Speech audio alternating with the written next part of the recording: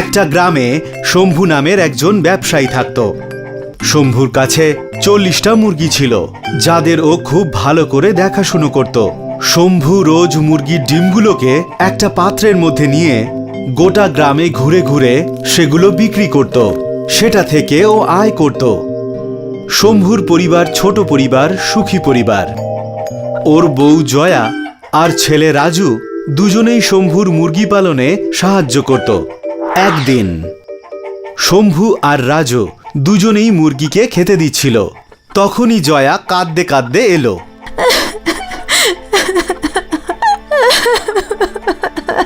কি হয়েছে? তুমি কাঁদছো কেন? আমার বাপের বাড়ি থেকে খবর এসেছে, মায়ের শরীর ভীষণ খারাপ।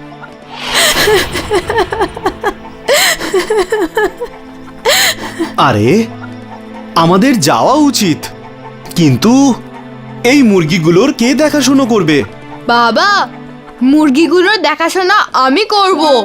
তোমরা দুজন যাও আর দিদিমাকে দেখে এসো। কিন্তু বাবা, তুমি একা থাকবে কি করে? বাবা, এখন আমি বড় হয়ে গেছি, এখন আমি আমার নিজের খেয়ালও রাখতে পারি আর এই মুরগিগুলোরও।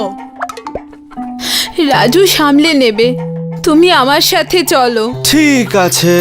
বউয়ের কথা মতো শম্ভু মুরগিগুলোকে রাজুর দায়িত্বে রেখে নিজের শ্বশুর বাড়ির দিকে রওনা দিল। কিন্তু শম্ভুর রাজুর ব্যাপারে চিন্তা হচ্ছিল, আর ওদিকে রাজু নিশ্চিন্তে মুরগির ডিম সংগ্রহ করছিল। কিছুক্ষণ পরে অনেক ডিম সংগ্রহ করতে পেরে রাজু ভীষণই খুশি হলো। আমি একসাথে অনেকগুলো ডিম জমা করেছি, এবার গিয়ে এগুলোকে বিক্রি করি। রাজু ডিম বিক্রি করবে বলে ও একটা পাত্রে ডিম নিয়ে বেরিয়ে পড়ল।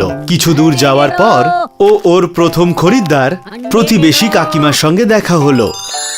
কি হলো রাজু, আজকে তুমি? শম্ভু দাদা কোথায়? বাবা মায়ের সাথে মামার বাড়ি গেছে, আমার দিদিমার শরীর খারাপ। আচ্ছা ঠিক আছে। উনি রাজুর থেকে 4টে ডিম নিল আর ওকে 4টে সিকি দিল, যেটা দেখে রাজু ভীষণ খুশি হলো আর ভাবতে লাগলো, একটা ডিমে একটা সিকি, মানে 40টা ডিমে 40 সিকি। তারপরে আর কি, রাজুর কল্পনা আকাশে ডানা মেলে দিল। ও যেতে যেতে ভাবতে লাগলো, আমি এই চারানাগুলো নিয়ে মেলাতে যাব, ওখানে গিয়ে আমি নাগরদোলা চড়বো, তারপর আমি বাদর খেলা দেখবো, তারপর ফুচকা খাবো, তারপর গোলাপ জাম, তারপর খেলনার দোকান থেকে বড় গাড়ি কিনবো, তারপরে গাড়িটাকে গ্রামের বাচ্চাদের কাছে দেখাবো, যারা আমার এই নতুন গাড়িটাকে দেখে হিংসেই চলে যাবে। এবারও দ্বিতীয় খরিদ্দার পেয়ে গেল আর ও আরো 5টা সিকি আয় করলো। এবার রাজুর আর মাটিতে পা পড়ছিল না, ওর কল্পনার কোনো সীমা ছিল না। চলো, 9টা ডিম বিক্রি হলো, এখনো 31টা ডিম আরো পড়ে আছে, আর মাত্র 2-3 ঘন্টাতেই আমি মেলাতে পৌঁছে যাব। রাজু জেগে জেগে স্বপ্ন দেখছিল, আর তখনই ওর পা একটা পাথরে হোঁচট খেলো আর ও পড়ে গেল। সব ডিম ভেঙে গেল, আর তারই সাথে রাজুর সব স্বপ্ন ভেঙে গেল। সেই জন্যই তো বলে, যতক্ষণ না গন্তব্যে পৌঁছবে ততক্ষণ থামতে নেই, মানে জেগে জেগে স্বপ্ন দেখো না।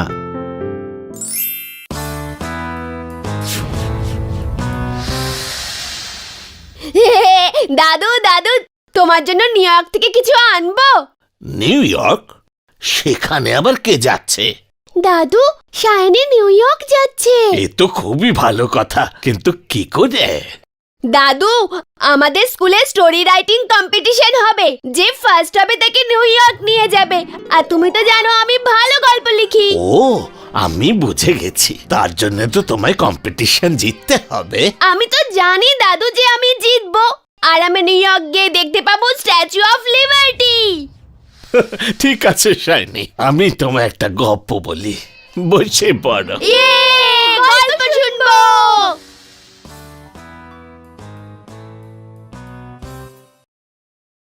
অনেক দিন আগে একটা গ্রামে এক গোয়ালিনী তাজা মালাইয়ের কলসি নিয়ে যাচ্ছিল।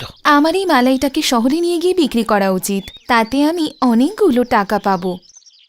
সেই টাকা দিয়ে আমি কিছু মুরগি কিনবো। সেই মুরগিগুলো ডিম পারবে আর অনেক ডিম হবে, আর ওই ডিম থেকে আরও মুরগি হবে। তারপর সেই মুরগিগুলোকে বিক্রি করে দেব। তারপর আমার একটা বড় পোলট্রি ফার্ম হবে। আমি একটা বড় বাড়ি কিনবো, আর সেখানে আমি রাজকুমারীর মতো থাকবো। গ্রামের সব থেকে ধনী মহিলা হয়ে যাব। তখন গ্রামের সব থেকে সুন্দর পুরুষটা আমাকে বিয়ে করতে চাইবে, কিন্তু আমি ওকে বিয়ে করব না, আমি ওকে না করে দেব। হে বাবা, আমার মালাই, আমার পোল্ট্রি ফার্ম, আমার প্রাসাদ। শুনলে তো সোনারা, গোয়ালিনী ফিউচারের ব্যাপারে খুব বেশি রকম ভাবছিল, আর সেই কারণে সে সেটাও হারিয়ে ফেললো যেটা তার কাছে ছিল। তার মানে আমি নিউ ইয়র্ক নিয়ে ভাববো না দাদু? না, অবশ্যই ভাববে, তবে খুব বেশি ভাবার দরকার নেই। আগে পুরো মেহনত করো ওই কম্পিটিশনটা জেতার জন্য, পুরস্কার তো পরের কথা। আমি বুঝতে পেরেছি দাদু, এখন আমি গিয়ে প্র্যাকটিস করব।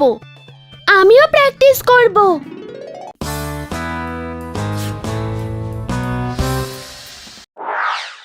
একদিন একজন সন্ন্যাসী সারা ভারত পায়ে হেঁটে ঘোরার সিদ্ধান্ত নিলেন, আর সেই মতন হাঁটতেও শুরু করলেন। উনি যেতে যেতে পেলেন পাহাড়, নদী আর অনেক ঘন জঙ্গল। সন্ন্যাসীর মন ছিল খুব নরম। উনি পশু পাখি খুব ভালোবাসতেন, আর উনি তাদের সাহায্যও করতেন। জঙ্গলের ভিতর সন্ন্যাসী শুধু দিনের বেলাতেই হাঁটতেন, আর রাত হয়ে গেলে উনি কোনো গাছের নিচে বসে বিশ্রাম করতেন। একদিন হঠাৎ সূর্যের তাপ খুব বেড়ে গেল। সন্ন্যাসী ভাবলেন আজ সূর্যের তাপ কমলে উনি হাঁটতে শুরু করবেন। সন্ধে হয়ে গেল, সূর্য ডুবে গেল, আর সন্ন্যাসী আবার হাঁটা শুরু করলেন। সন্ন্যাসী কিছুটা পথ পেরোনোর পরেই হঠাৎ শুনতে পেলেন কেউ যেন চিৎকার করছে। তখন তিনি সেই আওয়াজের দিকে হাঁটতে শুরু করলেন। আওয়াজ ক্রমশ বাড়তে লাগলো। তারপর সন্ন্যাসী একটা খাঁচা দেখতে পেলেন, যার মধ্যে একটা সিংহ বন্দী ছিল। সিংহ সন্ন্যাসীকে দেখতে পেয়েই সাহায্যের জন্য চিৎকার করতে শুরু করলো। আমাকে সাহায্য করুন, হে সাধু মহারাজ, আমাকে সাহায্য করুন। না না, তুমি তো একটা সিংহ।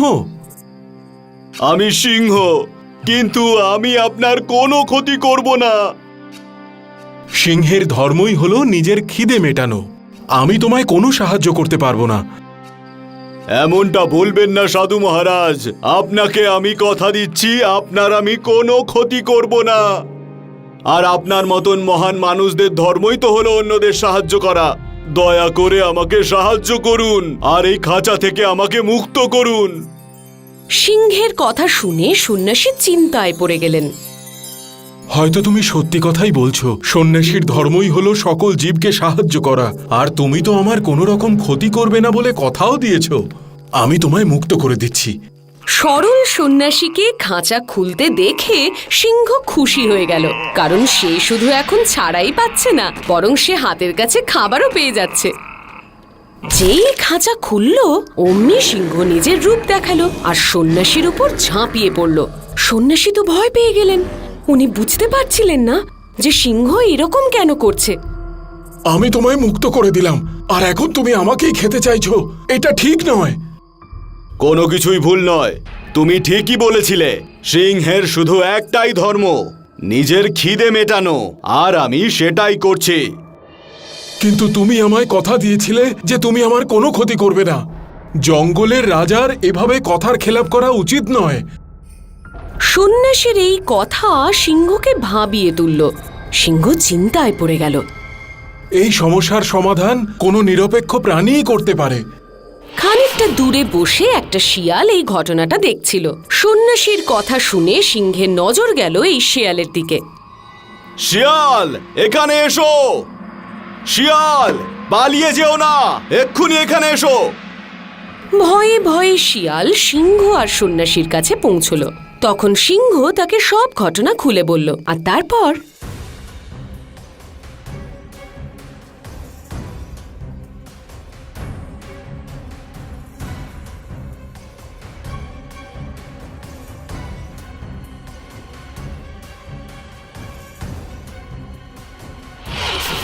তাহলে বলো শিয়াল, আমি কি ঠিক বলিনি? রাজা মশাই, সাধু মহারাজ খাঁচায় ছিলেন আর আপনি এখান দিয়ে যাচ্ছিলেন। এবার সন্ন্যাসী সমস্ত ঘটনা খুলে বললেন।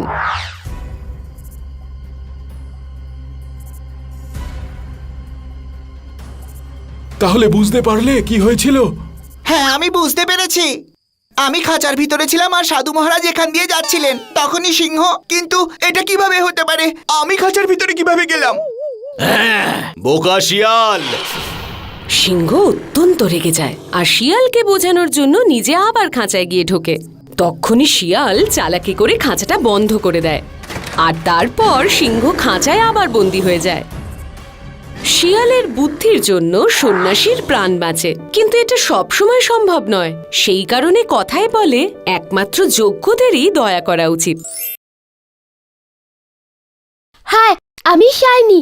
যদি তোমরা আমাকে এভাবেই দেখতে চাও তাহলে এই ভিডিওটাকে অবশ্যই শেয়ার করো। আর হ্যাঁ, এই চ্যানেলটাকে সাবস্ক্রাইব করতে ভুলো না কিন্তু।